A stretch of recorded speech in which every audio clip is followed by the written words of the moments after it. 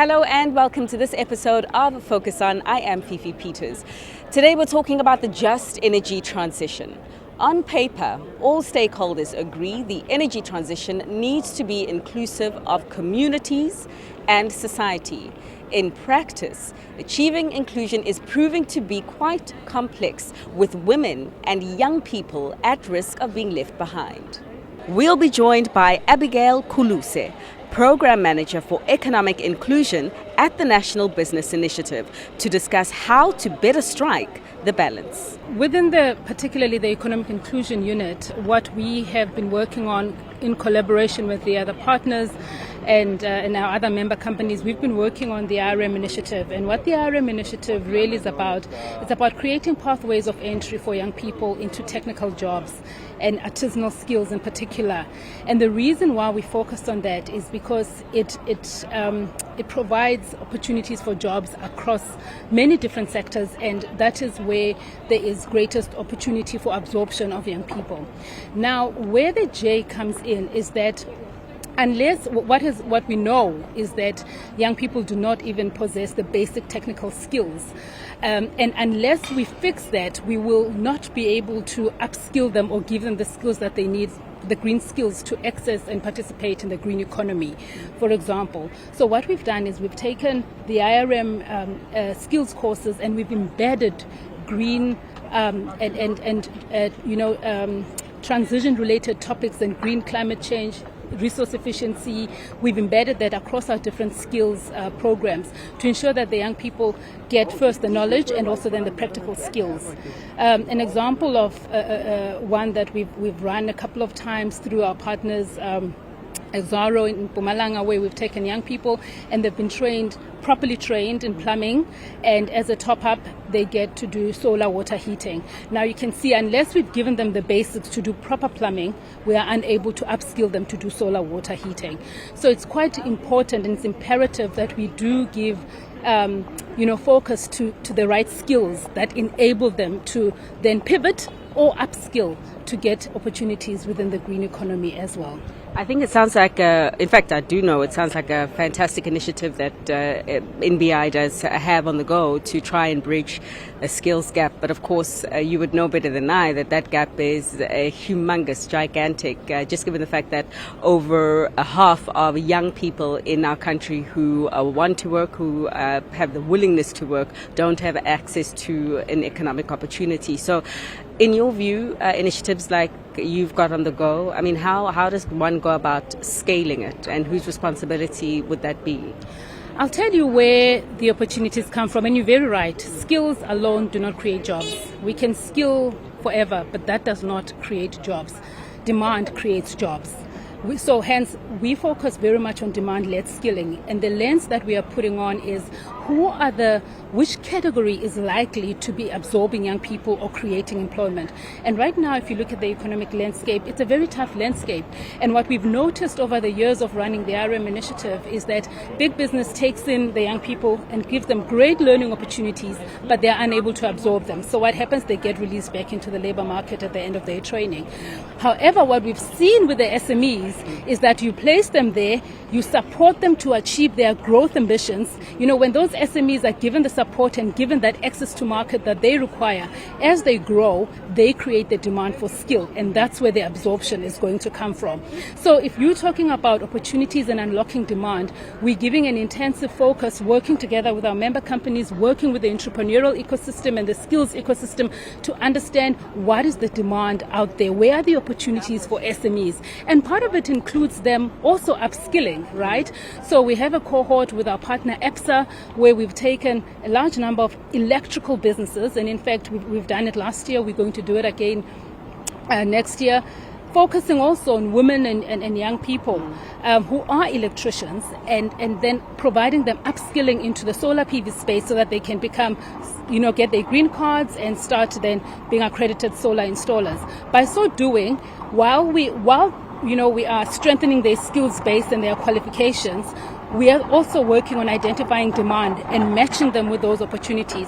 And as they get those opportunities, the demand for skills, the young people that are being trained through, for example, we're running renewable workshop assistance for the young people. they're able to access those opportunities and work for those SMEs. So we have to be intentional about facilitating opportunities both for the SMEs and for the young people.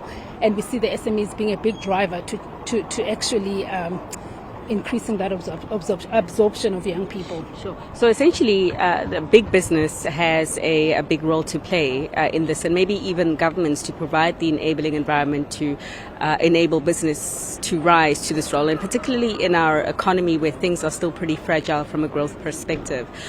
Is there business will or even political will to address the skills gap? Definitely.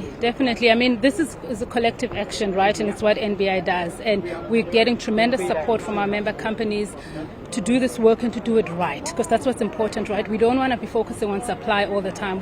We have to focus both on supply and demand. And we've seen collaboration from both private sector and government and industry. We've got industry partners that are, part of this initiative who are supporting the process, because, the industry partners, their members own the opportunities. They are the opportunity holders. And as we know, particularly with township-based SMEs, access to market is still a big issue. There's still a big gap between township-based SMEs accessing formal opportunities. And so working together is us trying to close that gap and saying, if you're looking for SMEs, we know where you can find them. And it's through the IRM hubs, which we have assisted in facilitating. And these IRM hubs, by the way, are situated within the TVET college. So they're right in the middle of a township within a TVET college, because we believe that TVET colleges are the perfect intermediary between demand and supply. And that is where we are able to then also drive demand-led skilling and respond to what the market wants. So there's definitely a willingness.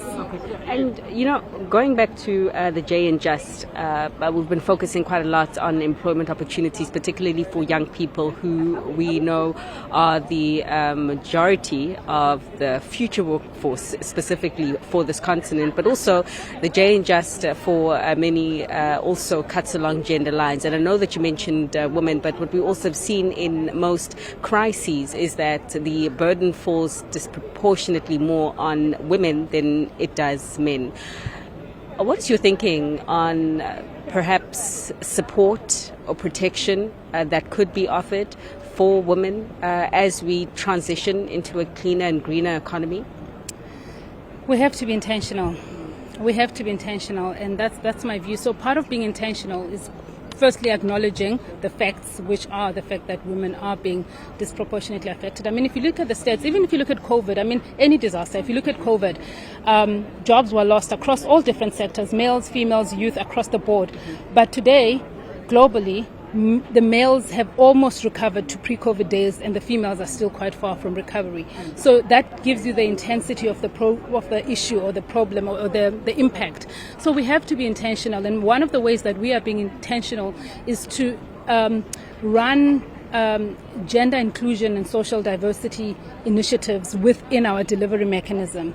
And that means when we're engaging with the TVET colleges, engaging with our member companies, engaging with the young people themselves, helping them understand that being a female in a male-dominated space, you have the right to be there. If you want to be there and you are capacitated to be there and provided the support that you need, that's your space that you can occupy as well, But also working with the young males to say, this is their space too, and how do we then drive that inclusion together and work together? And we've seen phenomenal improvement in that because, for example, most of the young people participating in our programs are female. More than 50% of them are female.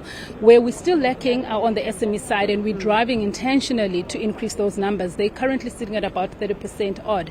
But we also know that historically in technical sectors, very few female representation exists. So what we want to drive is through our gender inclusion work and gender equity work is, as these young people are going through these programs and also getting entrepreneurship, exposed to entrepreneurship, as they start up businesses, is intentionally support their businesses to grow, then we can change those numbers in the future. Because we know historically right now we don't have the numbers, but what are we doing now to change those numbers for the future? And one of the things that I actually want to include on is There's an initiative that we are just launching now, which is the SME Green Economy Toolkit. And that toolkit is designed, because what we realized as we were working with young people and with the SMEs is that the concept of green economy, the concept of climate change, these conversations are all happening, but they're happening in corporates, they're happening there, they're not close to home. Whilst you see that, whilst they experience the impact, of course, I mean, the floods are affecting all of us, the heat is affecting all of us, but the conversations of what is climate change? What is the green economy? How does it affect me? What does it mean for me? What does it mean for my business? And then how can I respond to this? How can I take advantage of some of the opportunities? How can I grow my business? How can I grow as an individual? Because right now, the people who are going to benefit and get the access to these opportunities are still going to be the people who are ahead of the pack. So through the Green Economy Toolkit, we've curated content that helps both young people and the SMEs that we're working with move from awareness of what the green economy is about to gaining an interest, and the intention is to then convert that interest into action. So there's even learning, so they can get learning modules, there's knowledge modules that they can gain from there, but we're further developing it to include a practical element of access to finance, a practical element of opportunities. Where do I go for those opportunities? Now that I know what I know and I've decided this is the route I want to go, how do I then qualify to, how do I upskill myself, and then where do I go to get access to those opportunities? And it's a toolkit we're very excited about because their vision is that it is extremely technical. It's not just a library or a place of just information, but it's a practical tool that provides that guidance to township SMEs to help them access more opportunities within the green economy space. And Abigail, just in terms of what you're hoping to walk away with from this COP, because I think that conversations around economic inclusions are ones that you've been having with the various stakeholders that have been here. I mean, any key takeaways so far that you reckon can be packaged for South Africa? So I'm looking forward to the key takeaways. I have arrived only this morning. Okay. And there are a few sessions that I've identified that would certainly like to attend. And they're really about having a look at what other countries are doing. How are they responding? Because it's not only a South African challenge, it's a challenge that we face globally. Mm-hmm. So I'm really looking forward to engaging and getting case studies and getting more examples about how other countries are navigating the economic inclusion, particularly for young people and for women in particular. So that's what I'm looking forward to, and taking that back to learn from it, and improve where we need to improve. Now, ESG, which stands for Environmental, Social and Governance, is currently one of the most popular acronyms in the world right now as countries and businesses move to accelerate their decarbonization plans. For more on balancing the environment and social components, I'm joined by Ritumetse Molotswane, Head of Environment and Society at the National Business Initiative.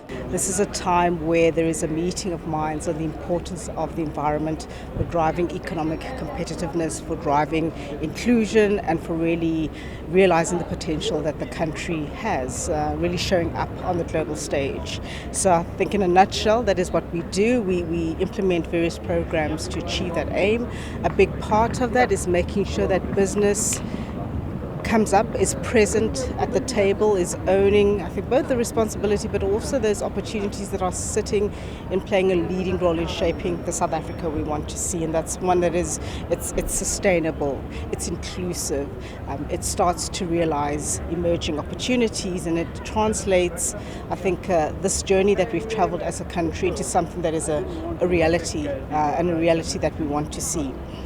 So in terms of what we do, we implement projects across several categories. An important one, as I mentioned, around the leadership space, so leadership platforms. We did work recently around the just transition pathways and really thinking about how we need to respond to some of the transition risks that's, the risks that are coming up as a result of climate change, as our markets, the trade partners change the way that they are conducting business. And we have to respond to those huge global changes, those huge global drivers. So there's a big element there where there's a competitiveness issue that we're responding to. And we did work on defining how we start to shift the South African economy in a way that is responsive to the challenges that we face as a country, to those needs that we need to respond to, but also start to realize, to see the opportunities and to tap into those great resources that we have. So the Pathways work then charted how we would transition our economy to a net zero one. So really trying to eliminate emissions as far as possible across key sectors.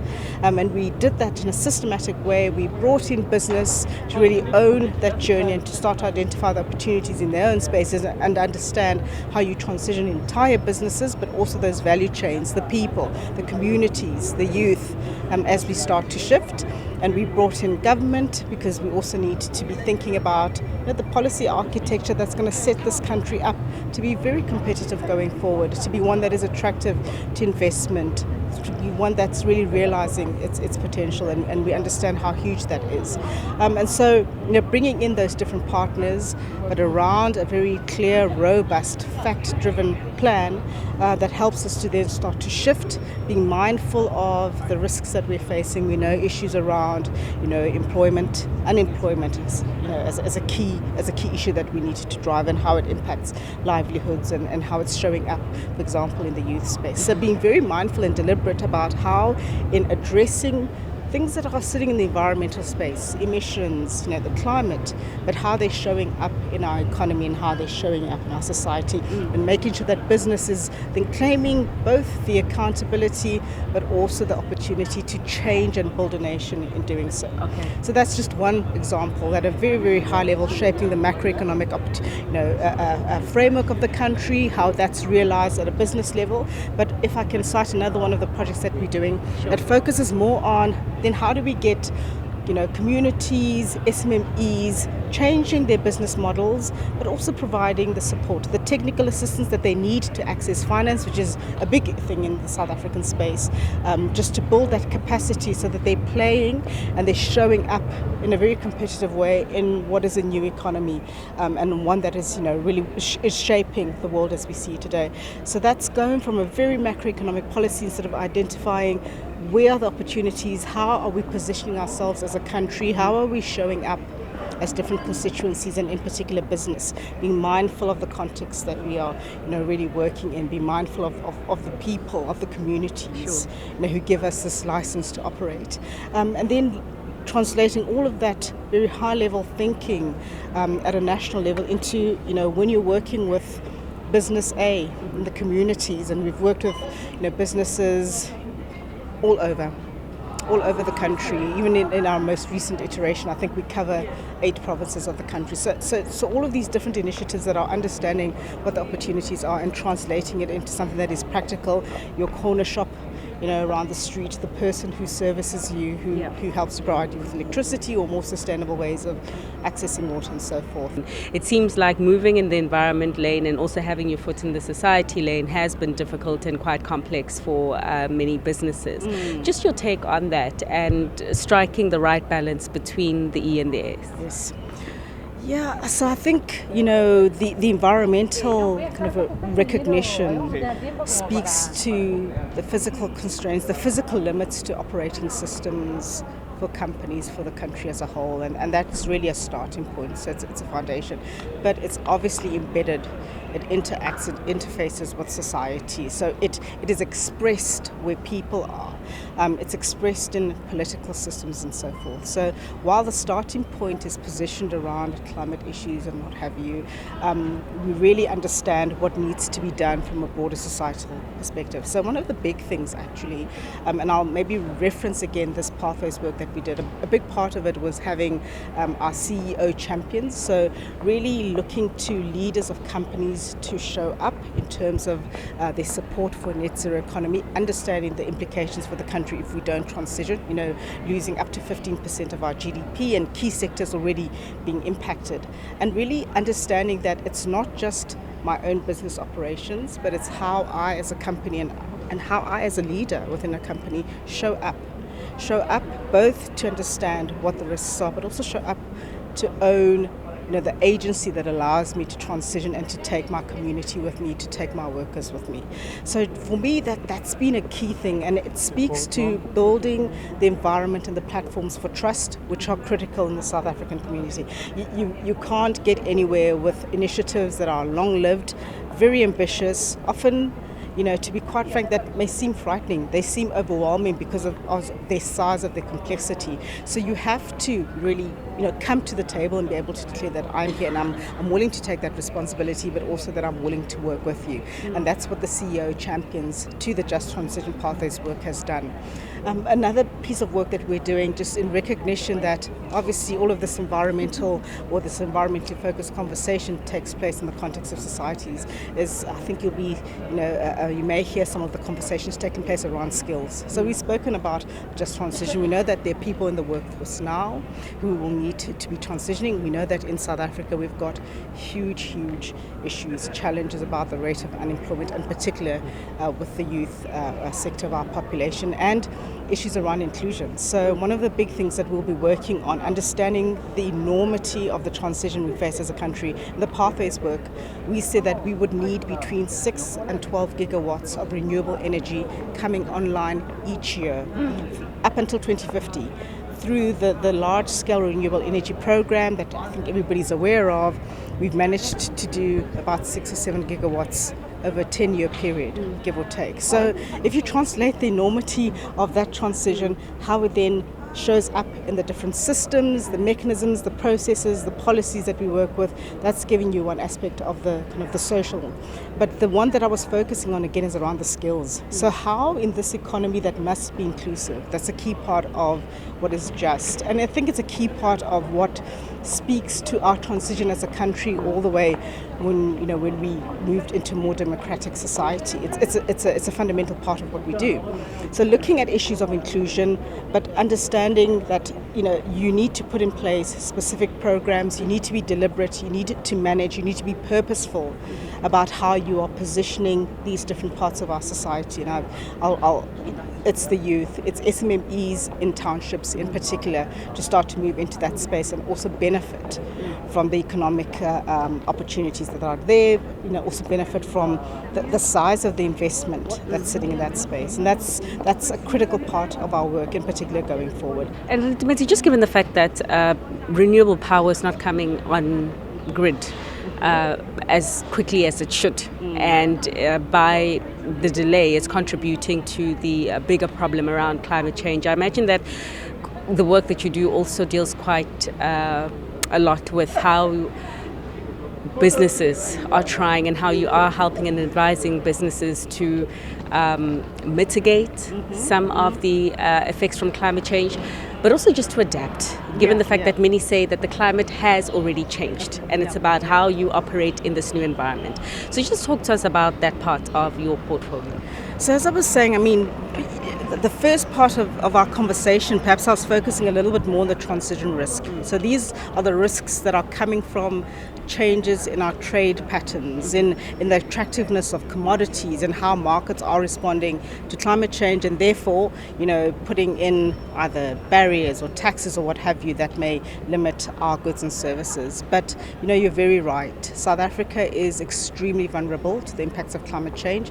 The Southern African region is a global warming hotspot. So we warm at a faster rate than other parts of the world, and I think and that has a massive destabilization on our climate, but it also plays out in different sectors, and of course it impacts communities directly. We've seen very recently weather anomalies that we don't experience on a regular basis, but the floods that are of catastrophic levels in terms of their economic disruption, in terms of the devastation to people and to livelihoods. We've seen over a number of years, I recall when I was still in the Department of Forestry, Fisheries and Environment, with whom we work quite closely, we had debilitating drought. So you saw issues about net zero when it comes to city of Cape Town, but a scenario that is extremely likely in other economic centres like Johannesburg and other parts of the country. So these are the realities that define the operating conditions of companies, but also I think increase how they need to show up in their societies. We know that as we grapple with some of the issues that we're grappling with as a country, there is a demand and an expectation of leadership from business. So perhaps on the adaptation front, which can often be a little bit more complex to understand. We've worked very closely with the South African National Biodiversity Institute, for example, amongst others, to build the capacity of business to understand what adaptation is and how it shows up in different ways, because adaptation may relate specifically to issues around water, it may relate to issues around land degradation and how that's playing out. It also relates to issues around your infrastructure, if it's well suited or responsive to changing conditions. And so part of it has really been building that capacity, number one, to get the understanding of what adaptation means, but also the different dimensions. How is it playing out in your space? What are the sources of finance and the other resources and tools that can help companies to be far more responsive and at the scale that's required? And how do you start to give companies in particular, the business sector, the agency and the opportunity to build the size of the projects that we need to see? So, climate change is a huge phenomenon and your responses need to be adequate. They need to match the scale of what is happening.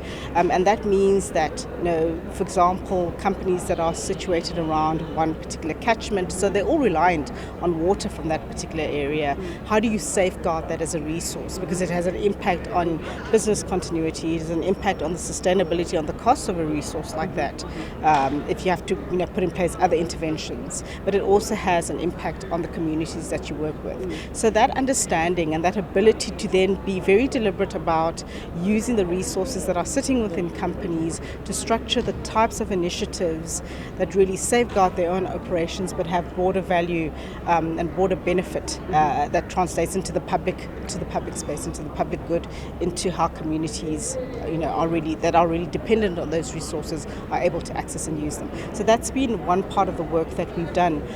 In our pathways work in particular, there was a big focus on mitigation, but in the agricultural space, because that's where it shows up most obviously. We really did go through the range of risks that sector faces. So in terms of your shifts in productivity for cattle, for example, if you're looking at commercial forestry, but other economic activities that are so key. And then looking at the scale of interventions that you would need to put in place, looking at the policy levers, looking at the financing that would be required to shift some of those systems. And I think a big part of that work, while it built a very strong knowledge base, it built a collective and a shared understanding of the scale of the challenges that we're facing, and it then allowed different businesses but also other stakeholders to start to then position themselves in terms of how do you then respond, what kind of initiatives you take forward, but really at a scale that goes beyond a very focused company level, but it's a collective understanding, it's a collective appreciation that shows up in the national space, which is the kind of adaptation responses you need to see at the moment. We have come to the end of this week's Focus On. Thanks so much for watching. From myself, Fifi Peters, it's bye for now.